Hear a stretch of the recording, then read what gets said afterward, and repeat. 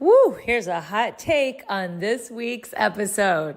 But you know, Susan said something else on your podcast. She said that great sex gives you, amongst other things, creativity.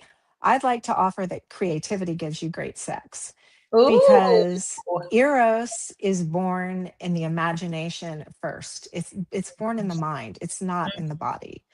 And I think we get so stuck in this idea that if we don't look a certain way, if we don't meet a certain standard of beauty or attractiveness, that we aren't allowed to feel sexy. We're not allowed to feel beautiful, even.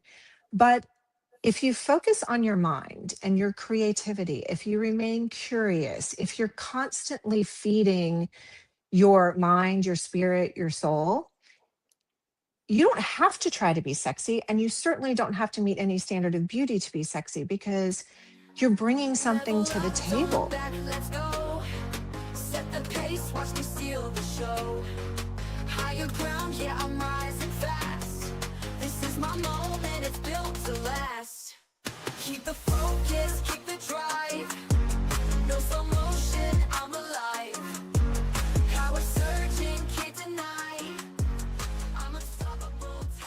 Hello, everyone, and welcome to the Balanced, Beautiful, and Abundant podcast. I am your host, Rebecca Whitman, helping you go from burned out to balanced, beautiful, and abundant.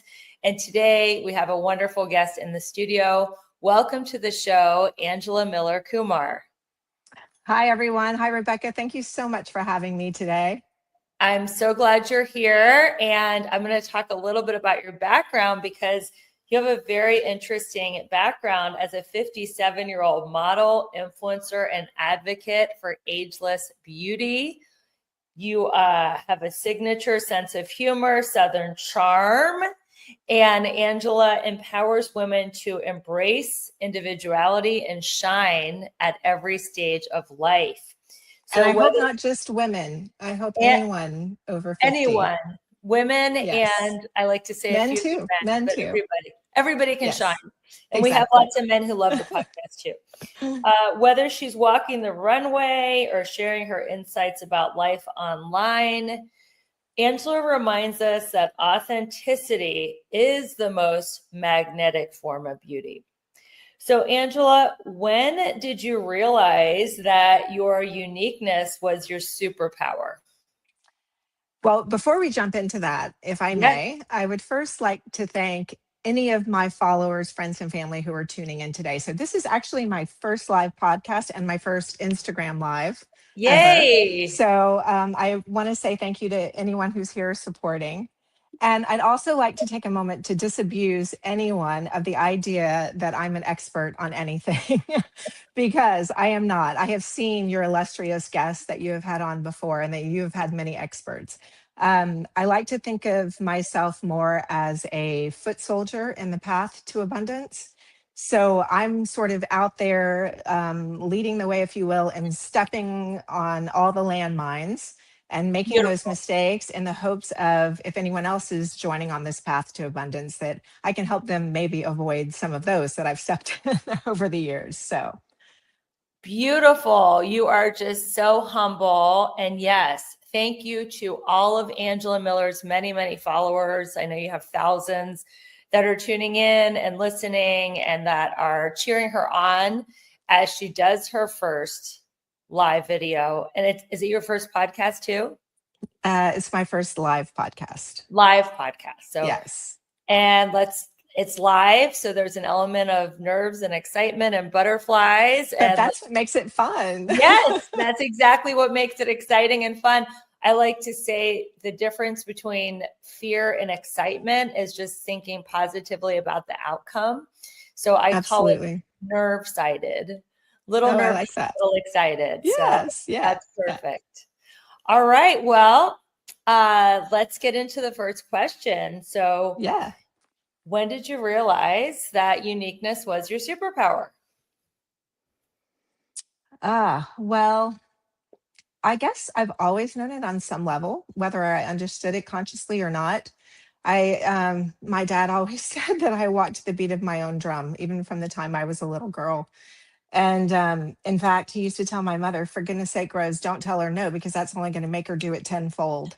So I guess that's one of the things that's gotten me here today at this point in my life, is just being really comfortable with the word no. And I don't know if that's unique, but it's certainly helped me.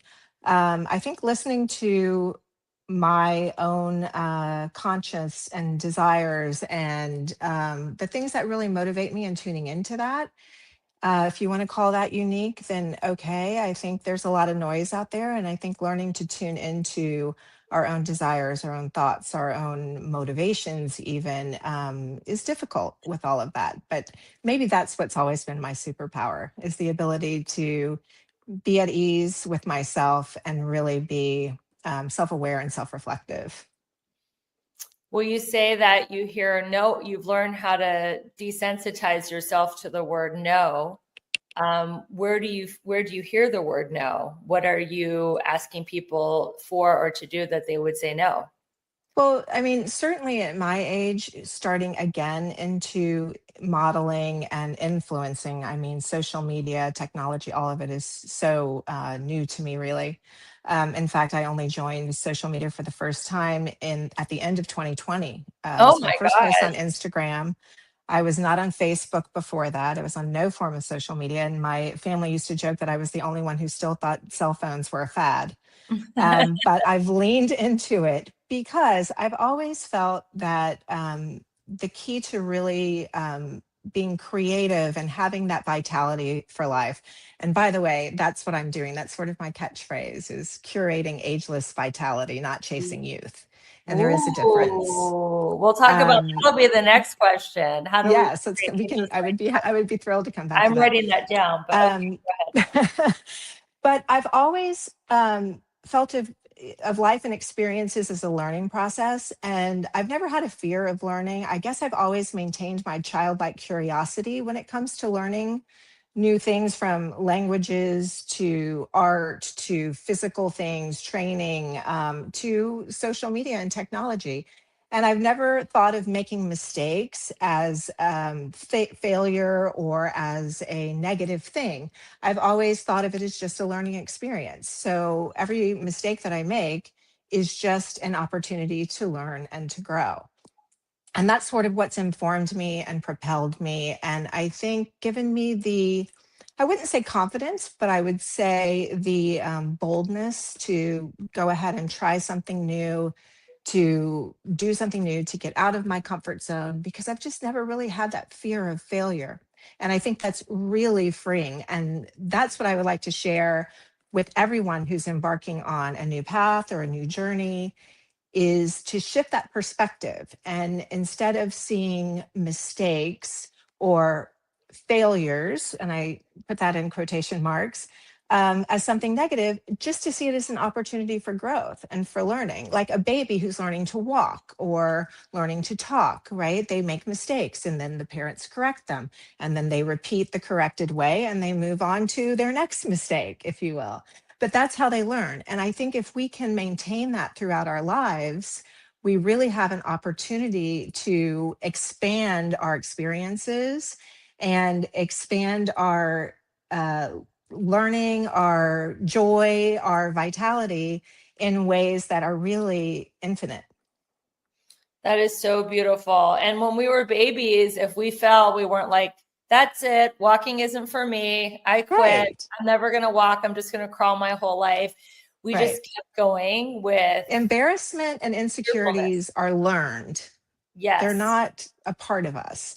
It's a learned behavior, but I think we can unlearn it. And we can I mean, look at me. I'm here today doing my first podcast. I know. And we can fall forward, like Absolutely. as long as Absolutely. you're learning, if you fall, whether it's in your business or your love or your health journey, it's falling forward and reframing failure into just a learning process, I think is really freeing. And it's obviously one of the keys to your boldness and self-confidence. So you just mentioned instead of chasing youth, you're curating ageless vitality.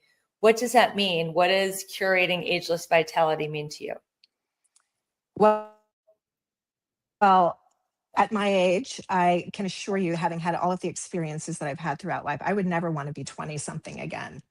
I love where I am right now. I love where all of the experience and the wisdom that I've accumulated based on those experiences has gotten me. I've never felt more comfortable in my own skin. I've never felt more sure about what motivates me, what fulfills me, what makes me thrive. And I think that is such a blessing and such a gift. And when it comes to curating ageless vitality, my background is in art. I have two art history degrees and one in actual international art crime studies and cultural heritage protection. Um, so I You must look love at my the Da life. Vinci Code movies. I mean, Yes, or Rene Russo and the Thomas Crown Affair would be probably yes. more like it. International art and crime. Oh my God. Amazing. Exactly. And you heard about Um, what happened to the Louvre a couple weeks ago. There I was did. I did. That was quite a bold move. That was quite a bold move. yeah, And we could do a whole podcast on that topic at on another time international if you'd art and like. crime. Yeah, I don't want to Um, derail you. Okay, we were talking no, about but I've always been a collector. I've been a collector of vintage clothes, of antiques, of art, and if I'm being honest, of people, and not in a nefarious way, but I am endlessly curious about the things that make people tick, particularly people whose ticks are different than mine. I want to know what motivates people. I don't want a reflection of myself in another person. I don't want to curate my world with people who have like minds or opinions or experiences. I want the opportunity to learn and expand my views and my consciousness based on having relationships and connections to people who are quite different than me. That just really makes me feel so alive and so happy and so fulfilled. So I'm always out there. I mean, my kids, it drives them crazy because wherever I go, I'll get into a deep conversation with the cashier or the flight attendant or, whoever it is, because I want to know when I'm looking at you, I want to know about you. I want to know what makes you tick. I want to know what thrills you, what motivates you, what scares you, because to me that's what being human is all about. It's about connecting on all of those different levels. so your kids are like, Mom, come on, I'm late for my soccer game. We can't be talking to the cashier at the grocery store all day. That's what happened. Exactly. And I think they say that now because they're kids, right? And they have their own agendas and lives and motivations. But what I'm hoping is that I'm leaving a legacy of kindness and connection and authenticity that perhaps when they're my age, they'll look back and they'll go, oh, now I get it. Now I get it. I know what mom was doing and what she was all about.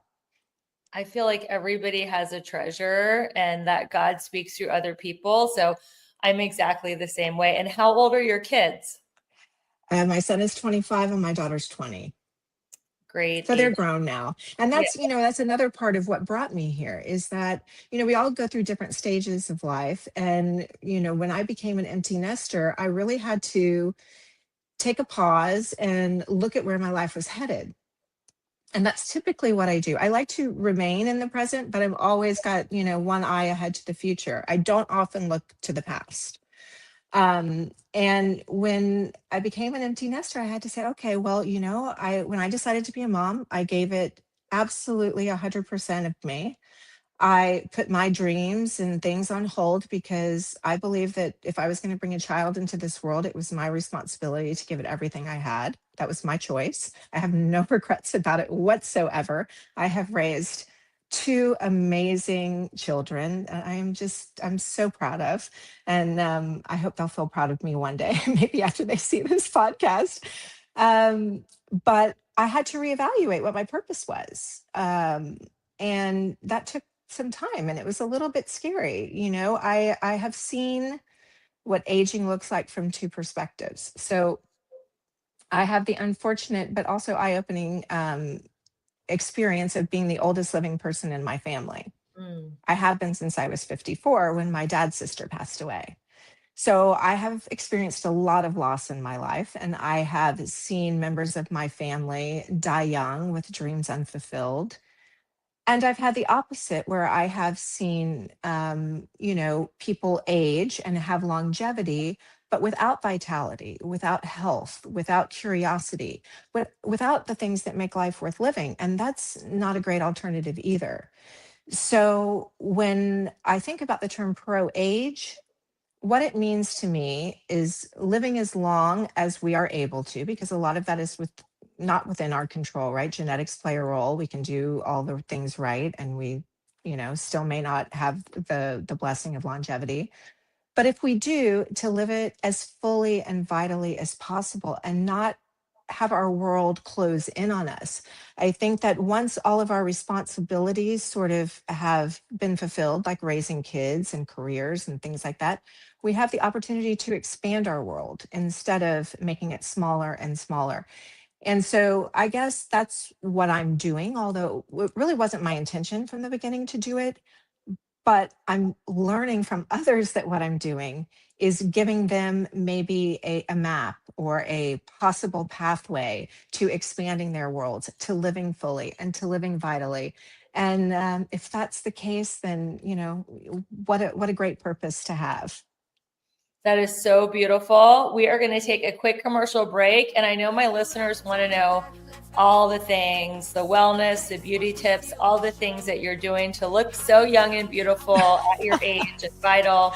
So we are going to come right back after a quick commercial break. Thank you for listening, everyone.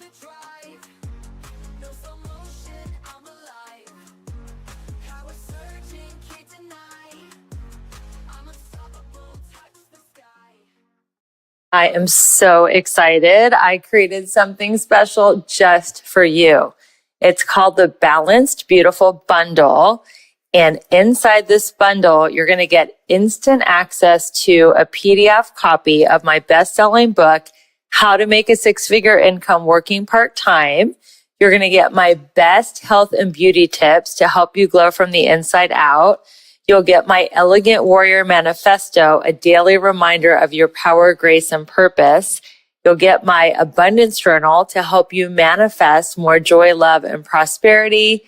And you'll get a daily journal reminder to keep your mindset strong and your energy and your vibe high every single day. This bundle is your shortcut to balance, beauty, and abundance in an elegant way. So grab your copy now by going to the show notes and start living your most balanced, beautiful, abundant life today. Hey there, it's Rebecca, your magnetic abundance mentor. Let me ask you something. Are you feeling stuck, burned out, or like life just isn't as juicy as you know it can be? If you're nodding right along, it's time for a breakthrough. My coaching program is designed to help you align your life in all 7 pillars of abundance: spiritual, physical, emotional, romantic, mental, social, and financial. So you can finally live that big, bold, sexy, and adventurous life you deserve. And here's the best part. I'm inviting you to schedule a breakthrough call with me. No pressure, no sales gimmicks, just a genuine chance to experience my coaching firsthand and get crystal clear on what is next for you. Because your best life is not a someday thing, it's a right now thing. So click the link in the show notes to book your breakthrough call and let's start making magic together. Your next level is calling you. This podcast review is from Bring It On, and she says that the Balanced, Beautiful, and Abundant show is amazing and inspiring. She goes on to say, I believe this show is a place where women can come and really learn and grow. Rebecca creates a strong and safe space for women to share and be vulnerable. I highly recommend this podcast. Thank you so much. And it is absolutely a safe place for all women to come and learn. Thanks for being a great listener. Welcome back to the Balanced, Beautiful, and Abundant podcast. We're here with beauty influencer, pro-ager, Angela Miller Kumar. So give us some of your favorite wellness and beauty hacks. What are you doing right now? Products, morning routines, workouts. We want the scoop, Angela. Okay, I have a problem with the word hacks because I think that the things that have served me best are more habit. It's Yeah, lifestyle. It's not, tips and tricks or, some great. magic potion, right? Yeah. Um, it's just taking care of yourself. It's eating well, it's exercising. I am a huge proponent of exercise, especially lifting weights. I think that's one of the most important things that you can do. And I don't mean lightly lifting weights. I mean pushing your body, to its limits, lifting heavy.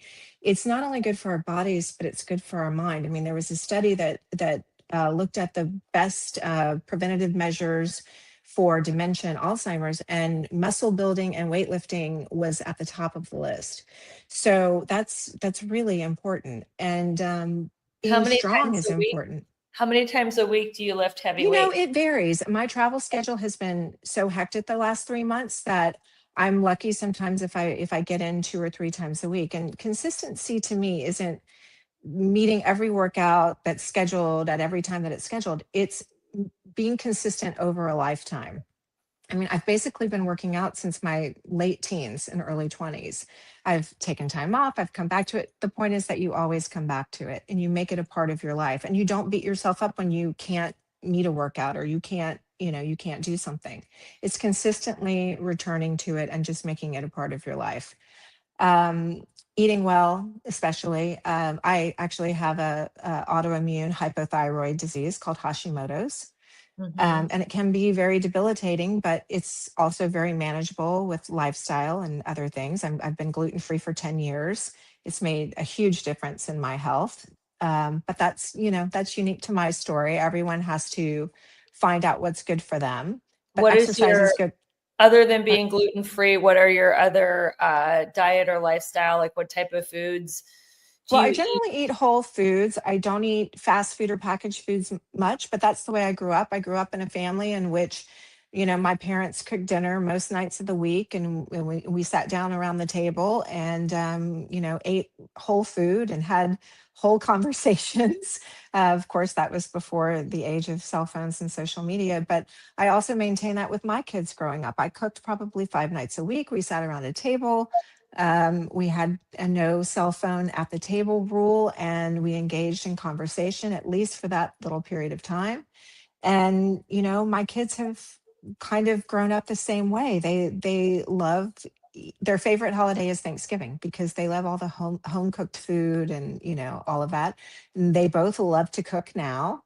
And they're conscious about what they eat, but not in a obsessive way. It's just a good way to live, a natural, wholesome, healthy, good way to live. So I'm glad that I've been able to pass that along as well. Um, Again, the weightlifting, I was a runner for a long time. I've run 2 half marathons, both since Great. the age of 50. Since the age of 50. Great. Yeah, that's amazing. Uh, Great. I hate running though. I do too. Um, I always say so I I was keep a runner running who hated nonstop. running. Yeah. I was a runner who hated running, but I loved the mental benefits of it. Recently, I still have hopes and dreams of running a marathon one day, but I've put running on pause because of my schedule not being able to keep up with the training in the way I wish. And just, being conscious of what my body is telling me when it comes to injuries and things like that. But I don't beat myself up about it that I've taken a pause from running. Maybe I'll come back to it. Maybe I'll run my first marathon in my 60s. That would be a great goal to have. So I think having a healthy attitude about it is also important. If you eat something that's not great for you, okay, again, back to learning. You made a mistake, you learn, you move on. Exercise, you missed a workout. Okay, you missed a workout. Life is like that, but you don't beat yourself up about it. You just get up the next day and, you move on. Um, when I got back from Italy, as a matter of fact, I got in very late, and my husband said, "Well, you want to go out to dinner?" So after a 22-hour journey, I was like, yeah, he's missed me. He wants to go out to dinner. That's a blessing. Instead of like, oh my God, I'm so tired. I need to go home and go to bed. No, let's do it. Let's go out to dinner. I'll sleep later. And I did. And then I got up and went to Pilates at 8:30 the next morning. So Impressive. it's just a matter of incorporating it into your lifestyle and making it a part of what you do. It's not a battle. It's not a war. It's there for you, It's a and tool. whatever. Yeah. Whatever happens on the outside, optically is whipped cream. It's not really what matters. What matters is, okay, a little anecdote. So I've been doing Pilates for about 10 years, been lifting weights, been running, working on all the things, balance, et cetera, strength. I was in Cortona. I was invited to a wine, dine, and shine dinner with a jewelry company that has been there for hundreds of years. And they bedecked me in jewels, and we were going to dinner. Well, I really wasn't informed about what the whole evening was going to look like in terms of footwear. And so I thought I was going to arrive at this restaurant and then, get bejeweled and have dinner, and that was going to be This the was end in of it. Italy. This is in Italy, in Okay. Cortona, Okay. under the Tuscan sun Nice. town. And no, so I wore 4-inch heels with my dress. And I got there, and the wine tasting lasted 3 hours because things always last longer in Italy. And so I was on the cobblestone streets of Cortona in 4-inch heels, walking uphill to go to the jewelry store, walking down 2 sets of very steep, old Roman stairs to get down to the jewelry showroom, and then walking back up them and uphill, probably a quarter of a mile to get to the restaurant. And you know what? I was so grateful that I had worked out all of this time as Yeah. much as I had because I could handle it. I was walking down those stairs with a glass of wine in one hand and my clutch in the other hand. And, I felt strong. I felt capable. I knew I could do it. I wasn't worried about falling. And that is just, it's just so freeing to have that kind of physical health and strength, and to be able to have those experiences and not be fearful about things like falling. I mean, it's so rewarding and empowering, and that's the message that I want to get across. It's not about how great I look at 58. I mean, it's about what I can do at my Yes. age and what I Functional. hope to be able to continue to do long into, my other decades. It's about high functioning. Now, what is your morning routine? Is it tea? Is it coffee? Is it a smoothie? What supplements are you Oh, taking? I'm a black coffee girl. I'm a black coffee girl for sure. And I'm not a morning person, really. I mean, I wake up with Well, the 8 o'clock light. Pilates, to me, you're a morning person. That's pretty good. I do wake up with the light. I've never set an alarm clock. But I move slow in the morning because that's my sort of meditative time. I like to sit in the quiet. I'm usually the first one up. I sit in this room where the sun rises in the east, and I can see it coming up over the trees. And that's sort of my meditative time. So I have my black coffee with a couple of scoops of collagen powder, Mhm. and I sit and drink that and contemplate life and love and the world. And then when I've done that for a little bit, I'll do a Sudoku puzzle or Wordle or something like that, to get my brain going. And Yeah. then after maybe an hour and a half, then I'll start moving. And what is your skincare routine? Like, what products are you loving? I've been working with a company called Soleil Toscana Mhm. out of Tuscany that, I mean, every product, it just reminds me of the Italian countryside. It smells like Italian sunshine. And it's all organic and wonderful, and it smells good. And that's one line in particular that I've been using. I take a lot of supplements. If you saw my pill case, it would be shocking, but I do believe in them. I do believe that they work. It's very hard, especially nowadays with our food not being what it used to be, to get the kind of nutrients that we need strictly from our food. So I do rely on those quite a bit. And,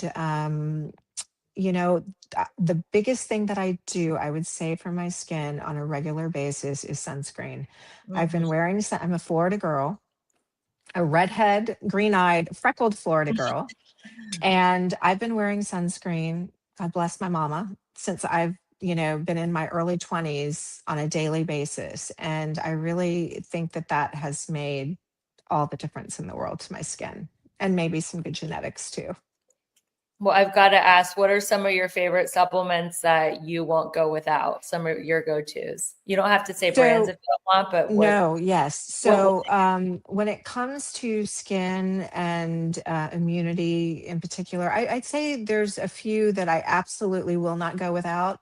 And that's vitamin D3, Mm-hmm. zinc, Mm-hmm. methylfolate, Mm-hmm. and for skin, L-lysine. Mm. And I take those every single day. Wow. Methylfolate. That's like B vitamins, right? Yes, yeah. And you And do, I'll also say this, it's not a one size fits all thing when it comes to supplements. A lot of what I take is targeted towards my autoimmune disease. Not everybody has to worry about that. Other people have other things that they have to worry about. So I think it's really important to have a whole healthcare provider that you can work with on a personal basis, that who can really curate for you what you need specifically. I think that that's really important, because I can say what I do, but it may not fit, right. And this someone is, else's needs. we're not giving Right. medical advice here. We're just telling you Exactly. what she's Exactly. personally doing. Do you do protein powder or protein bars or anything like that? I I have one little protein bar. I don't even know what the name of it is, that sometimes I'll have in the morning with my coffee. I can't have whey protein, I can't have other things. That's why I like the collagen protein. Mm-hmm. And I do drink a lot of bone broth. That's Mm. also important for my condition. I was a vegetarian for 15 years, and little did I know that, based on, what my body was dealing with, it was the worst thing I could possibly do, because I was eating pastas and breads and lots of carbs and things with gluten and wheat. And I thought I was doing something that was healthy for me, and I was really causing damage. So that's why I stress the importance of having a really good relationship with your healthcare provider, where you can, really hone in on what is unique to you and what your body needs, and your specific needs to feel your best. It's definitely not a one size fits all thing. And do you drink chicken flavor bone broth, or I know they All have of a it. Yeah, all of it. chocolate vanilla Anything. flavored? Like, do you have a brand that you like for bone broth? I like Paleo Valley, but have you tried that one? Which, No, I don't really pay particular attention to brands. yeah, It's just whatever tastes good. But yeah, I try to drink that, 5 times a week. Sometimes I'll just substitute that for dinner. And I always I feel better when I drink it. So yeah, it's just become a part of my routine. I also love anything with like probiotics in it. There are Mhm. probiotic drinks that are out there. That I think are really beneficial, because they're good for your gut health. And that's something that, it's important to all of us, especially to people with Hashimoto's. So, maximizing our gut health is something I'm always thinking about and being aware of. But, Yeah, again, I'm not obsessive about it. I don't you asked me brands. I don't know. you know, I just incorporate things into my life, and yeah. but that's not my focus. My focus is on everything that incorporating those things allows me to do. So I don't really dwell on it too much. So when you do your influencer posting, is it mostly like fashion and makeup and beauty, or is it also health and wellness products, or all of it? It's a little bit of everything. I guess lifestyle would kind of cover it, but it's health, beauty, fitness, fashion, travel, music, art. I think maybe that's why my growth has been relatively slow on Instagram, because social media favors specificity, and I'm just not that person. I'm a very well-rounded person. I'm not going to hide that fact. I'm proud of it. So whether the algorithm likes it or not, it's me. You're Yeah, getting me, and and so maybe there's a little bit of something for everyone. yeah. And there's you take what you like and leave what you don't. Absolutely. I'm the same way. I am like being coached, get more niche down, but I'm like, but there's 7 pillars of abundance. And this is what it takes to Yes. live like this beautiful, holistic life. And I don't want to pick one pillar. So I feel the same way as you do, Angela. I want to live like out loud and 360-degree life. We are going to cut to a quick break. And when we come back, we're going to talk about something really important: advice that Angela has on women struggling with the comparison game. We'll be right back after this quick commercial break.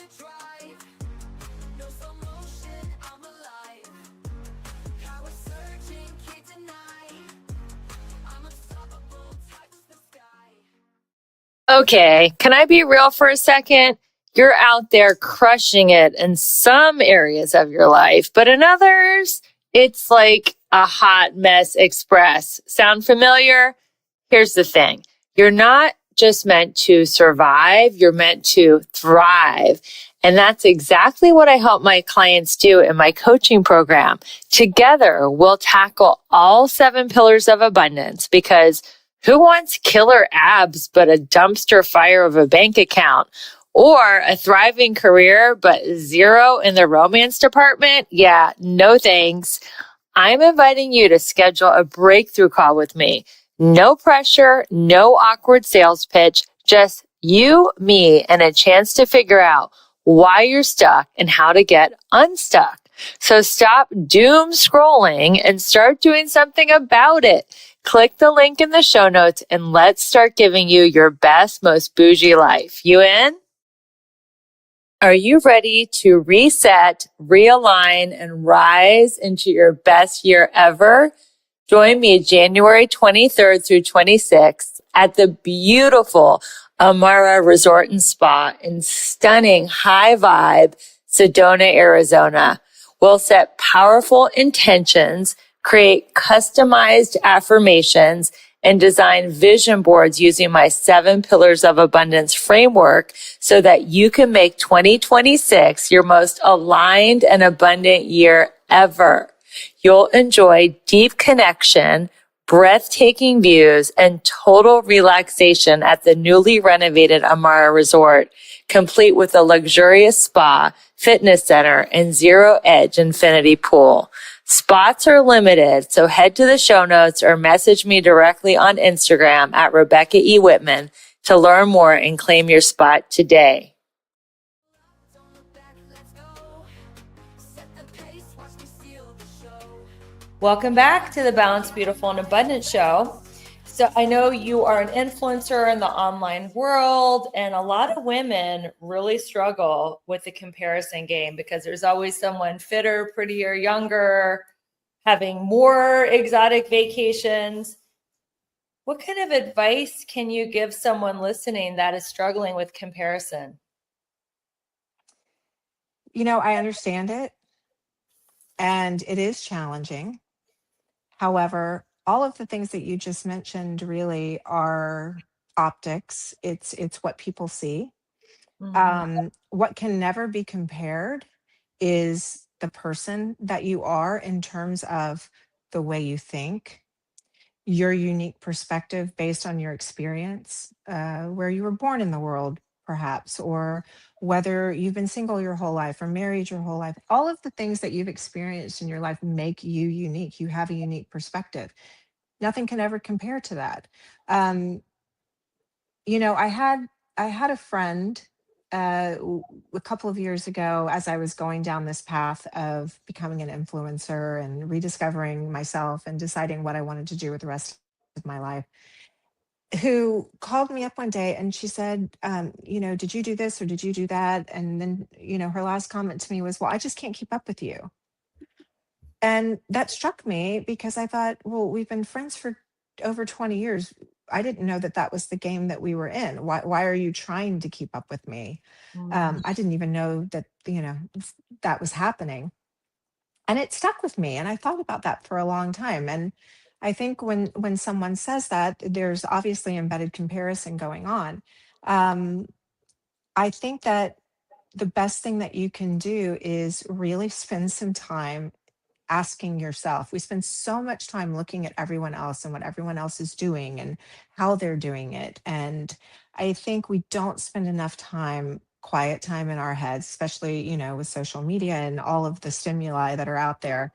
I think we don't spend enough time really asking ourselves what we want. And I think that's one of the best gifts about, and we can get into it, menopause, Yeah.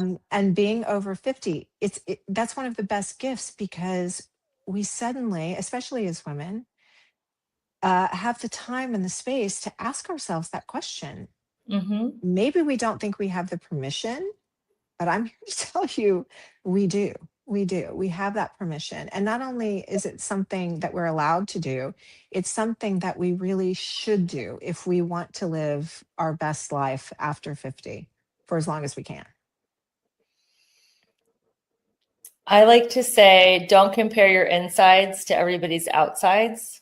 Kind of like what Yes. you were saying, because on the outside, everybody looks like they're having the time of their life and they have the perfect, body or clothes or makeup, but inside they could be really struggling. And I would like to say that success is the amount of joy you feel. And if you have a joyful life, you're truly winning, because looking great on the outside and being miserable, I mean, what is the point of that? Even if you get tons of likes and comments on your posts, but if you're miserable and you're not enjoying yourself, there's really no point.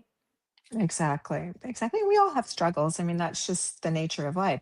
It's how we deal with them. And I think again, that's one of the greatest gifts of this stage of my life is having had the time, the experience, and the perspective to understand really what matters to me, what motivates me, and to curate my life and my experiences to foster those things to their full capacity and potential. Well, let's unpack some of the benefits of menopause, life after Mhm. 50. What are some of the Yes. other lifestyle changes and benefits that you are enjoying in this stage of life? Well, I mean, first I'd like to just comment a little bit on the popular narrative about menopause, and Yeah. that it's a death sentence, that it's, life is over, that we're no longer sexy, that we're no longer attractive, that we're no longer interested in sex or interested in things that motivate us. And people talk about the side effects of menopause, hot flashes and night sweats and all of the discomfort that comes with it. But let's face it, I mean, having a period for 7 days a month for most of the decades of your life is no picnic. It's exhausting. Um, Yeah. it's exhausting, and constantly having to worry if you're on vacation and when you're going to get it and what you're wearing. And I mean, every stage of life comes with its benefits and its drawbacks. And menopause is no different. I mean, certainly none of those things are fun, but they're just things that happen and we can acknowledge them. And fortunately, there are many, many ways out there to mitigate them and to improve them. But I'd like to turn the narrative on that a little bit. And I believe that menopause truly is a gift because as women, the hormones that have been a part of our reproductive life for so long are there for a purpose, and they make us nurturers, and they make us put our children and our families and other people constantly ahead of our own needs. And it serves a purpose because we're raising children. We need to focus on their needs first. But when all of that is said and done, and those hormones go away, guess what? We are no longer beholden to them. We are able to go, okay, for the first time ever, I don't have to put everyone else's needs first. I can put my own needs first. And not only can I, but it feels great. And it's not Yeah. selfish, and it's not a negative thing. It's a positive thing. I mean, look, I'm always going to be a mother, but my children are grown. My role as a mother is to teach them how to live in the world the best possible way without me. I'm not going to be here forever. They've got to, go out and spread their wings and live their own lives. And I think that that's what I've done to this point. And now I can say, Guess what? I've done a good job." Little pat on the back there. Now, what do I want to do? Now it's my turn. And there's nothing selfish about that.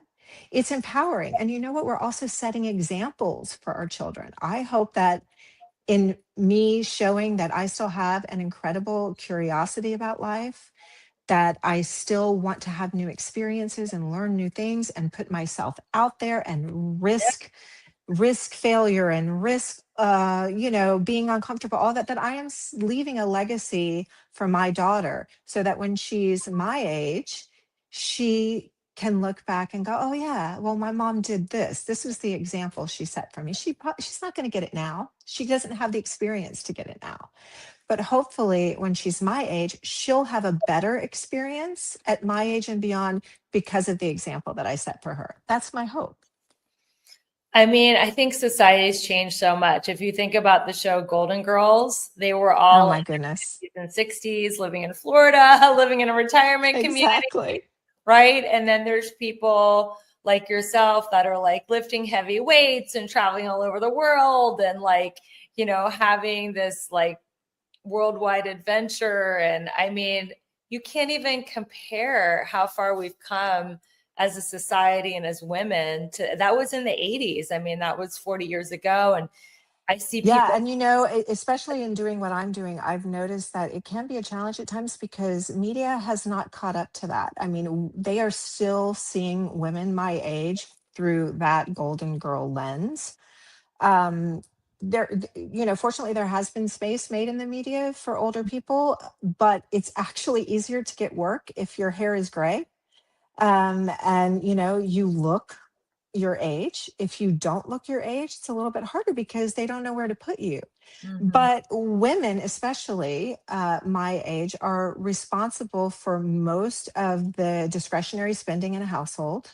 mhm, And we are not only concerned about, incontinence pads and, diabetes medication and, you name it, the typical geriatric things that we're told we need to be concerned about. No, we're concerned with enjoying life, with traveling, with, gosh, going to rock concerts still, to I want to climb Mount Kilimanjaro. I mean, I have a whole life ahead of me of things that I want to do and accomplish, and they have nothing to do with what you would think about geriatric concerns would be. And I just wish that hopefully, I think we're on the way. I mean, I think I'm thinking about like Sports Illustrated Swim. They've done a great job of giving, particularly celebrities though, older women, the opportunity to feel beautiful and be in a swimsuit and be featured. And I think that's great and that's important. But mainstream media doesn't really do that.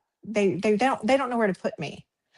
but what um about like J Lo and Jennifer Aniston and Gwen Stefani? They're yeah, all in their 50s, and I feel like absolutely, they're showing absolutely, mainstream media and society that they women in are. their 50s can be absolutely in their prime and gorgeous. And I So think it's so yeah, great to see. I think it's amazing and wonderful to see. However, they came to their place of fame and recognition before they were in their 50s. They aren't breaking into it post 50. It's a different ball game. yeah, when you break They, it once you're a celebrity, there's a certain amount of that you can, you can ride for a while. in, right. But when it comes to just, hoofing it and going to, casting calls or auditions or things like that, starting at 50, it's a whole different ball game. It's a whole different ball game. But it's that's part of the fun. It's part of the challenge. I So think it's I'm here great. for it. I think it's absolutely great. So you have a great sense of humor. You have Southern charm. Uh, how do you use that to stand out online? I feel like they're your secret weapons, your sense of humor and your Southern charm. Like how can someone really find like what makes them unique and special and bring that to their brand or online presence? Well, I mean, that's a good question. I don't really consider them weapons. Maybe they're assets. I mean, Assets would be a more feminine way to say it. yeah, no, but using them, I don't know that I've really thought about it in those terms. I just am comfortable in who I am. I can't be anybody else. So really it would be futile to try to be anyone else. And I've accepted that. And I think that's the key is really tuning into who you are, knowing what your unique life experiences has can bring to the table and being comfortable in that and owning that space instead of trying to emulate anyone else or be anyone else. I mean, we can't do it, right? And at this age, time is limited. You know, we're not getting any younger. So if we can't be comfortable in who we are now, then when? Exactly. So why do you think women are sexier after age 50? Well, I'll go back to the menopause thing. When you have the freedom of putting your needs first, Yeah. yeah, I think it brings a certain something else to it. Plus we have a certain amount of wisdom and experience that I think shows through. I think when you're in your 20s and even in your 30s, you're still trying to figure life out and you don't really know necessarily who you are or where life is taking you.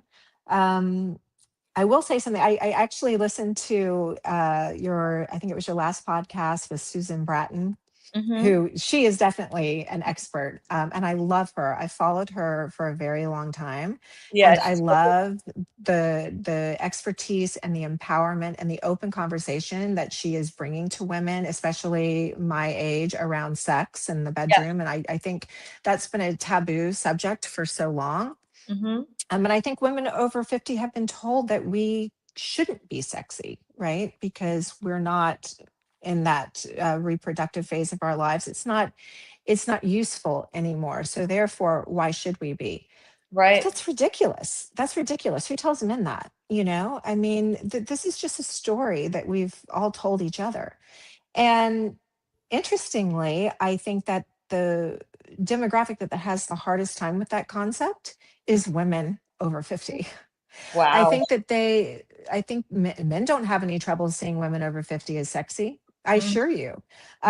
But women struggle with it. And I think women judge other women because if you're not in a place where you feel confident, where you've explored your uniqueness and your creativity and your needs and all of those things, seeing someone else do it is discomforting. It really shines a mirror and a light to something that you have avoided looking at. And that's uncomfortable for a lot of women. So I found that in my experience, women have been at once the most supportive of the things that I've been doing and the most critical. That is really interesting. And to your point, and then we're almost wrapped up with the show. We're out of time, but women were considered sexy because their sexuality would cause men to want them, and then they would have children and reproduce. But now women are sexy because they're stepping into their power, and like you said, they're confident, they're comfortable, they're creative, they have wisdom. It's a different kind of sexy than just being sexy to reproduce and have a baby. And I think Exactly. it's And truly, it's a dangerous thing in many people's opinion. why is it dangerous? Because when we're stepping into our power, we're not accepting the narrative that we've been taught to accept. And so that is the foundation for a lot of change that maybe people don't want to see coming when I, they're benefiting from the existing narrative. I But mean, Susan said something else on your podcast. She said that great sex gives you, amongst other things, creativity. I'd like to offer that creativity gives you great sex ooh, because eros is born in the imagination first. It's born in the mind. It's not in the body. And I think we get so stuck in this idea that if we don't look a certain way, if we don't meet a certain standard of beauty or attractiveness, that we aren't allowed to feel sexy. We're not allowed to feel beautiful, even. But if you focus on your mind and your creativity, if you remain curious, if you're constantly feeding your mind, your spirit, your soul, you don't have to try to be sexy. And you certainly don't have to meet any standard of beauty to be sexy because you're bringing something to the table. You have ideas to discuss. You have enthusiasm about those ideas. You're interested in what other people have to say. You're not looking over their shoulder for the person who's going to give you more status to talk to in the room. These no longer are your concerns because your status is within yourself. It's within what you believe and what you bring. So the more we can use those lack of nurturing hormones for others to give space to ourselves, to nurture our ideas, our curiosity, our vitality, our creativity, the better people we're going to be, the sexier we're going to be, and the better sex we're going to have. I love that. And thank you for listening to the show and listening to the episode before this. So if you're listening to this or watching it on YouTube, make sure you go back and watch the Susan Bratton episode. She's a best-selling author of 40 books on sexuality. And she had a really incredible interview with me last week. And that is what Angela was referring to. Thank you for listening and for continuing the conversation for our listeners. And I do think that great sex starts in the mind, especially for women over 50. And it's so empowering what you just said. It does, you don't have to look a certain way to feel sexy.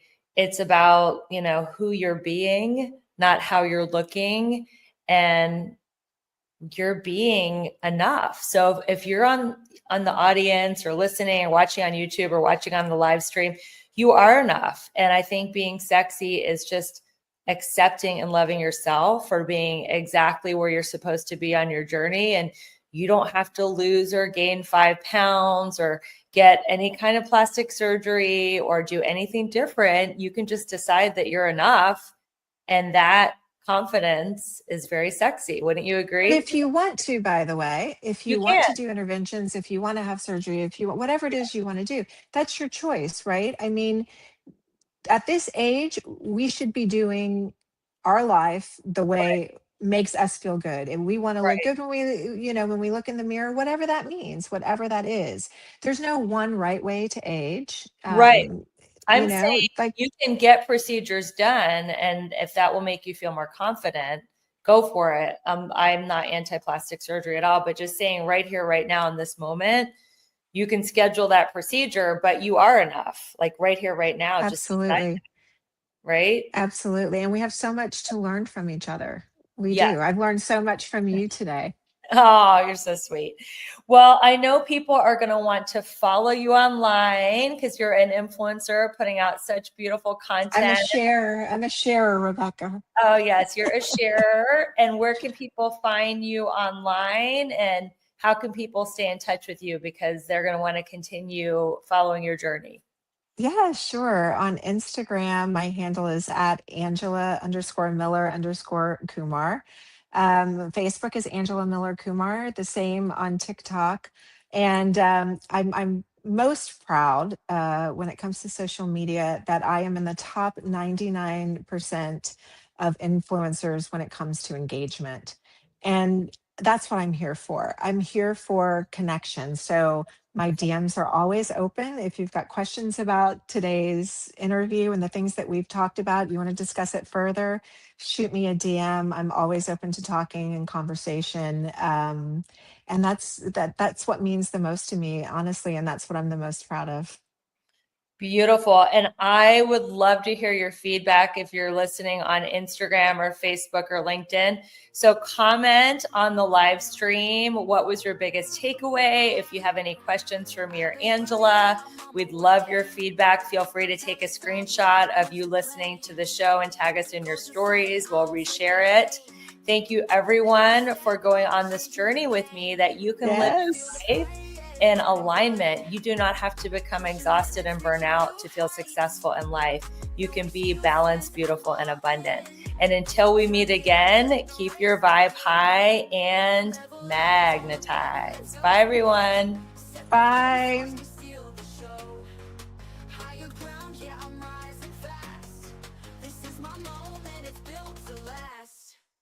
So excited to share a review from Melissa Myers, the Glow Girl. She says, inspiring podcast. Rebecca has a gift for creating meaningful, empowering conversations that leave you feeling inspired and uplifted. Balanced, beautiful, abundant is like sitting down with a wise, soulful friend who truly wants you to thrive in every area of your life. I love how she blends practical advice with spiritual insights. I'm so grateful I found it. Well, Melissa, we're so grateful that you found us, and we can't wait to find out how you are glowing and growing by using this podcast as a tool. And everybody who's listening and sharing, thank you so much for your support. And it's such a joy to be on this journey with you.